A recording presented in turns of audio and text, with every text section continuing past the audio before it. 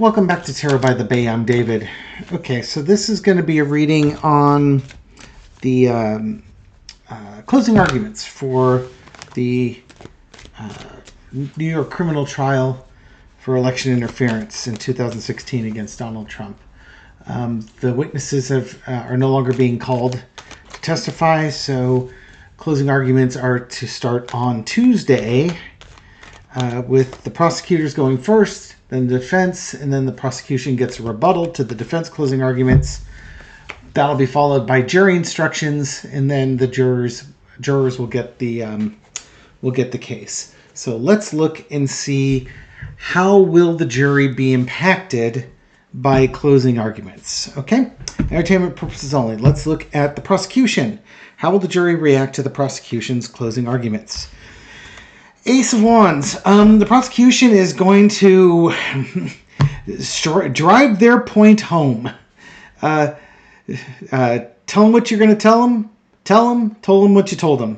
Now summarize what you told them. Same deal. The prosecution put on a very strong case, and I think the prosecution put on a strong case. They're very believable. This just is. The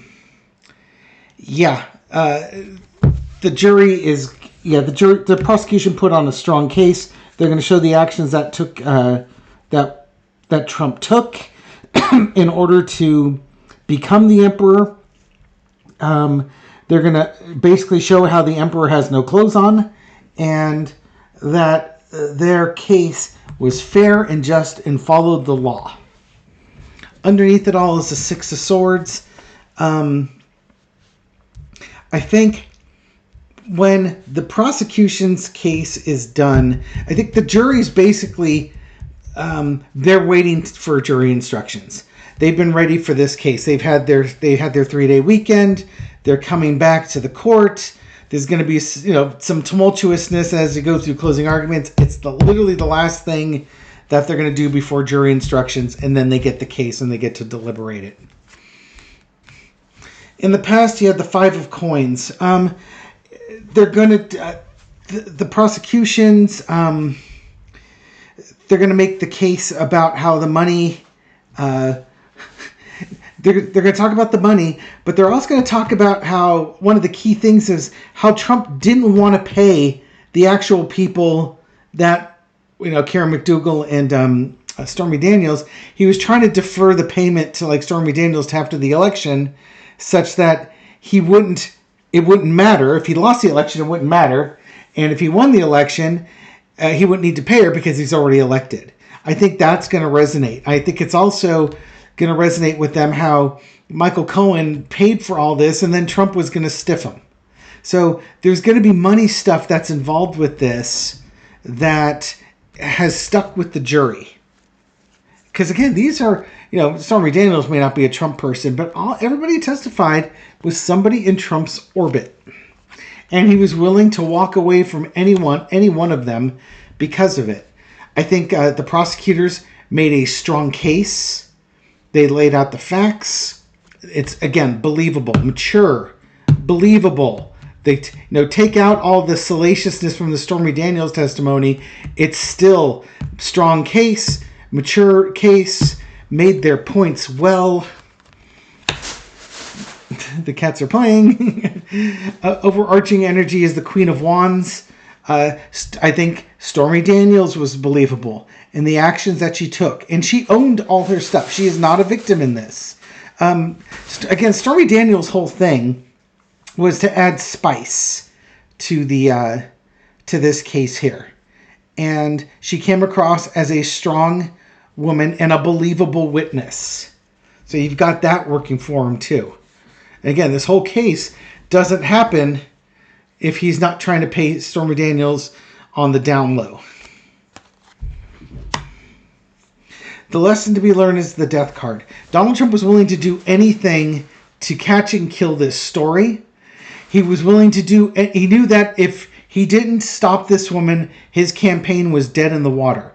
He had every motivation in the world to put an end to this case. And the jury understands that. outcome is the Six of Wands. It's the victory card, the leadership card. I think the prosecution's summing up goes very well.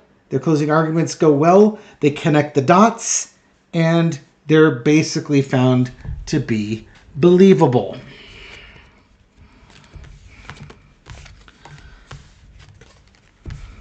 That gives me some hope. Now, mind you, closing arguments mean nothing. It's just kind of a way to sort of remind the jury of the case that they saw and the details, connecting all the details for them. But it's up to the jury to go back to their notes, to refer to facts or remember the facts that are. The cats. Sorry, you hear banging in the background. Elle just came racing into the room, bounced off the door, and is now hiding in her little igloo here. She is a silly kitty. She's bouncing around. What are you doing in there? I'm sorry, you can't see it. Can't really show it to you either. The angle is such. Nico and Elle are getting along really, really well. He's a much different cat with her around. He's much less needy than he was before. Before, he's always begging for attention. Now he's got attention whenever he wants it, and oftentimes when he doesn't. But he suddenly matured very much as a cat. This kitten is just nothing but pure energy. There she goes, racing down the hall. Here, I'll put her little thing here. So if she races in, you'll be able to see her. Lower that down just a little bit. Because she's being raced down the hall again into Michelle's office. She's racing around, being a racy kitty. Okay, and Nico's waiting for her. Like, you need the blow-by-blow. Okay, the defense. Yes, the defense. What are we going to throw about the defense? How will the defense's closing arguments resonate with the jury? Let's see how that turns out. How does the defense arguments resonate with the jury? Oh, let's pull you down. You might actually want to see it. The Nine of Swords. Stress, anxiety. Are they really going to go with the how much stress and anxiety Donald Trump is under because of all these lies and fabrications, all these people lying about him? If I was looking just at the jury energy, they're just like, I can't believe this. You know, this case is just a nightmare case here.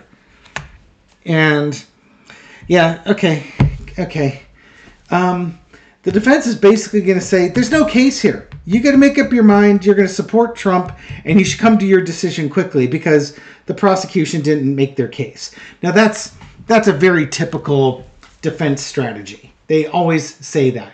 That's why they called exactly one witness, and the one witness they shouldn't have called them because Mr. Costello was a joke. So what do we have here? We've got just a nightmare. The nightmare is finally over, and the jury has to make their decision on this. And there's that Knight of Swords. This card comes up a lot. I think the jury, they don't see a lot of help for Trump here. They really don't see a lot of help. Maybe there's somebody who's on the fence, but generally speaking, I think this jury is going to decide quickly what's going on. I'm asking about closing arguments. I don't know if I'll get that. We'll see. In the past, we got the Ace of Cups. They'll talk about Trump. This wasn't a hush money case. This was just a bad decision made by Trump. He didn't steal the election. He was just trying to hide it from his wife. But actually, it's funny because that's probably what that Two of Swords is. When they had opening arguments, they came up with a couple of different... They hadn't even decided on a theory. If Trump was trying to hide it from Melania, if the affair never happened, he was just being... the affair never happened, therefore he was being blackmailed. There might have been another one, but those were kind of the two main. And I don't think they've decided on a defense yet. That could be what this Two of Swords is. The defense has to decide which one of these two unbelievable scenarios they're going to go with. Either Stormy Daniels is a liar and this whole thing never happened, and Michael Cohen and everybody did all this. They falsified the business records, but it wasn't to impact the election. It's just not believable. Or he was just trying to hide it from his wife, which might very well be true. But there's a whole lot of other stuff that you did, like try and call it a business expense, that if you were hiding it from your wife, you didn't need to do that. It wasn't like she was going to audit your books. You know what I mean?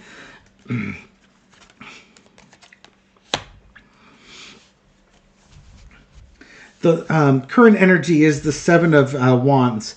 They're going to just, they'll say that Trump had a lot going on. He didn't have time to micromanage this. He's a much higher level thing. He doesn't have time to micromanage little miniature transactions. And Michael Cohen did this on his own, without direction, without guidance here. I don't see the Alan Weisselberg defense in here, but they could blame Weisselberg for it too, I suppose. Weisselberg and Cohen came up with this scheme all on their own, and Trump was oblivious to it. He's just that dopey boss who doesn't know what's going on in his own shop. Again, there's expert witnesses to counter that the prosecution brought up. Yeah, they're going to try and say that Trump was in the dark. They're going to say, yeah, he was in the dark, didn't know what was going on. But this is asking, okay, I'm losing track of the question. The question is, how is the defense argument going to rain on him? It's nightmare. It's unbelievable. And the defense needs to make a decision. Hell, I think the defense needs to decide which they're going to do. The jury, they're trying to be impartial, but Trump is not the type of person that you have impartial feelings for. You'll have a strong opinion. Certainly by the time they've watched all the evidence, they have a strong opinion on Trump's case. Whatever the defense throws out there, there's going to be a bunch of different facts that contradict their statement. It's kind of a foolishness that the defense is going to try and paint this as, again, people going rogue or Trump wasn't unaware, but it's unbelievable. This person should have a solid story and a solid alibi and a solid explanation, and none was provided. What was provided was just was one loudmouth, confrontational witness and a bunch of implausible explanations, or it's not even a counter narrative. That was the thing. There was no counter narrative that Trump's defense put on. I mean, think about it. What happened? From Trump's point of view, what happened? We don't know. There she goes. We don't know. We don't know what happened. Oh, there she goes. Quick. She is quick and wily. We don't know what happened with Trump's. They never told us. He's scared of Melania. He never had a thing with Stormy Daniels. It was just extortion. Michael Cohen did it all on his own. We don't know what it was. They didn't drive home a point. Lousy. I mean, that's a problem with the defense, the lawyers. They didn't come up with a story. I guess when you hire prosecutors and not a defense team, you'll run into that. But it's also because everything he did was indefensible and it's not supported by any facts. Outcome is the Hermit. I think the jury understands what went on. They saw this case. They saw the facts. They saw with their own eyes what happened through all the evidence that's been presented. I don't think the defense is going to... I don't think their closing arguments are really going to resonate. Again, they don't even have a story. You're at the end of the essay and you don't have a story. That could be one of the reasons why we have a Knight of Swords energy underneath this. The defense, the jury is ready for this case. They are ready. They've been ready for a while on this one. The only thing that was going to save this case or cause a hung jury would be Trump testifying himself and having a plausible explanation for what happened. And I don't mean plausible as in deny everything. I mean actually explain what happened. The thing is, he knows exactly what happened, and it's likely really close to how the prosecution laid it out. Okay. If the jury were to vote today, after hearing closing arguments and that witness test and all the testimony that they've had, these cards are all messed up now. Where are they leaning?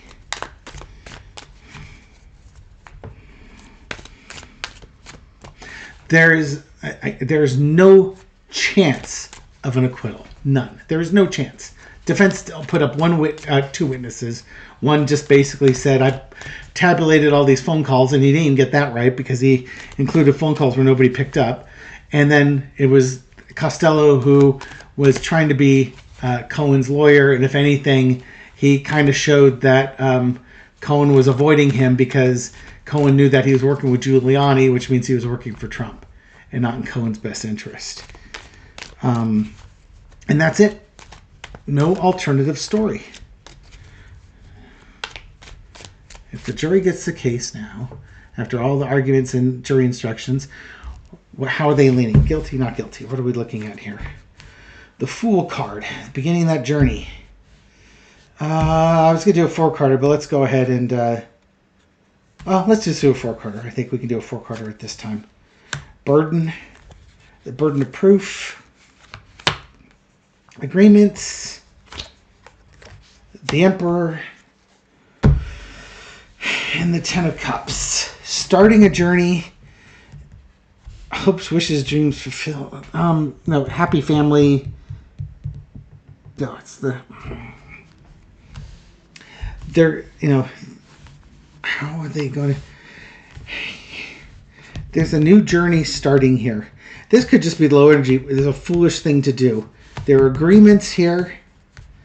There's a burden of proof that need to be met, and I believe they're believing the prosecution because we got the Emperor card here, which was under the prosecution's case before. I think they understand what was going on with the women and Cohen and the money and everything like that. It all went around Trump, and he was the person who benefited from all of this. A lot of other people did the work. Trump did nothing on this one. But again, I think the jury seems to understand what happened. And I think, again, it looks like they are going to rule very quickly. And I'm going to say very quickly is going to be a conviction. We will leave it here. There are more readings to do on this as the week progresses. Tomorrow after closing arguments, I'll read again on the jury just to see where they're at, and then I'll look at how quickly they might turn around. Also, tomorrow, Marina. Gary and I will be on Marina's show. This is my 1-year anniversary with Marina, which reminds me I have to go put this up on my live page so that you guys get the notification. So, set your little alarm bells and stuff like that. We start at 6 o'clock Pacific time, 9 o'clock Eastern time. We go for an hour. We answer your political questions. And it's been a year. It's been a year that she and I have been doing alternate Tuesdays. So hope to see you there. Thank you very much for supporting my channel. I appreciate it. Thank you for everything you do to feed the YouTube algorithm so that my videos make it out to a wider audience. To folks discovering this channel recently or for the first time, welcome to the channel. I hope you found this reading insightful, and I'll catch you on the next one. Take care.